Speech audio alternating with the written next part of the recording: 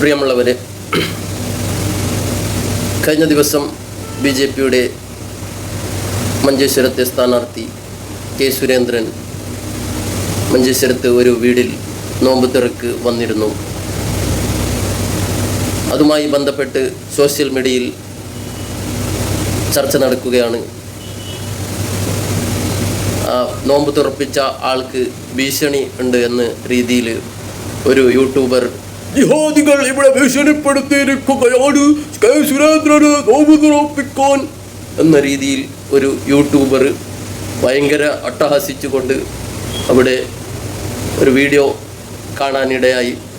ഇവിടെ ആർക്കും ഒരു ഭീഷണിപ്പെടുത്തിയില്ല, ഒരു ഭീഷണിയും ആരും ഏത് ജിഹാദികളും നടത്തിയില്ല. മാത്രമല്ല, കെ സുരേന്ദ്രനെ നോമ്പ് തുറപ്പിക്കാനിടയായ സാഹചര്യം അവിടെ കെ സുരേന്ദ്രനോട് മാത്രമുള്ള ഒരു സ്നേഹം കൊണ്ട് അല്ല അവിടെ നോമ്പ് തുറപ്പിക്കലുണ്ടായത്. മഞ്ചേശ്വരത്തെ പ്രിയപ്പെട്ട MLA AKM അഷ്റഫിനെ ആ നോമ്പ് തുറയിലേക്ക് ക്ഷണിച്ചിട്ടുണ്ടായിരുന്നു. അതുപോലെ തന്നെ CPMൻ്റെ പ്രതിനിധികളെയും ആ നോമ്പ് തുറയിലേക്ക് ക്ഷണിച്ചിട്ടുണ്ടായിരുന്നു. AKM അഷ്റഫ് ദുബായിൽ KMCCയുടെ പരിപാടിയിൽ പോയി തിരിച്ചു വരാൻ പറ്റാതെ, അവിടെ യുദ്ധം നടക്കുന്നതിൻ്റെ അടിസ്ഥാനത്തിൽ തിരിച്ചു വരാൻ പറ്റാതെ സാഹചര്യമുണ്ടായിരുന്നു. അതുകൊണ്ടാണ് അദ്ദേഹം ആ നോമ്പ് തുറയിലേക്ക് വരാൻ സാധിക്കാത്തത്. എല്ലാ പ്രതിനിധികളെയും ആ നോമ്പ് തുറയിലേക്ക് ക്ഷണിച്ചിരുന്നു. അങ്ങനെ ഒരു ക്ഷണിക്കപ്പെട്ട ഒരാളായിരുന്നു കെ സുരേന്ദ്രൻ. കെ സുരേന്ദ്രനാകട്ടെ ഇപ്പോൾ ഇലക്ഷൻ നടക്കുന്നതുകൊണ്ട് മഞ്ചേശ്വരത്ത് മുക്കിലും മൂലയിലും കറങ്ങി നടക്കുന്ന ഒരാളാണ്. ആ സാഹചര്യത്തിൽ കെ സുരേന്ദ്രനെ ക്ഷണിച്ചു. കെ സുരേന്ദ്രൻ വന്നു.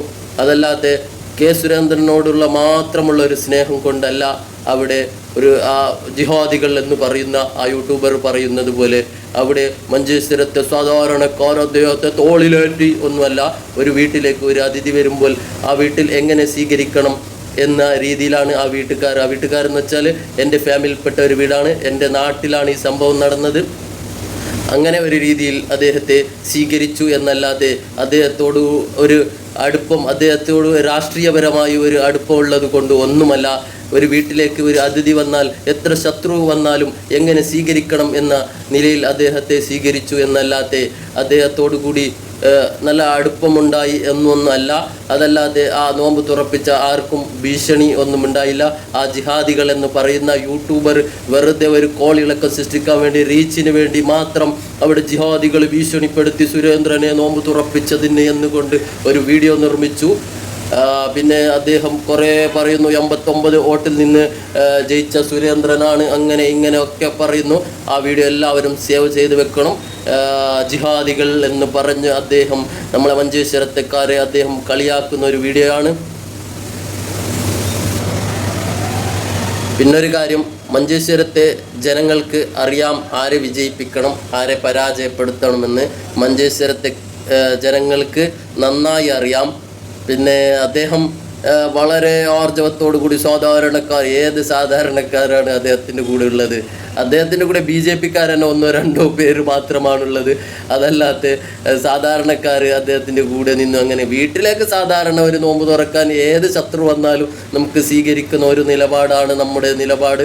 നമ്മൾ പഠിപ്പിക്കുന്നത്, നമ്മുടെ മതത്തിൽ തന്നെ പഠിപ്പിക്കുന്നത്, ഏത് ശത്രു വന്നാലും അവരെ സ്വീകരിക്കണം.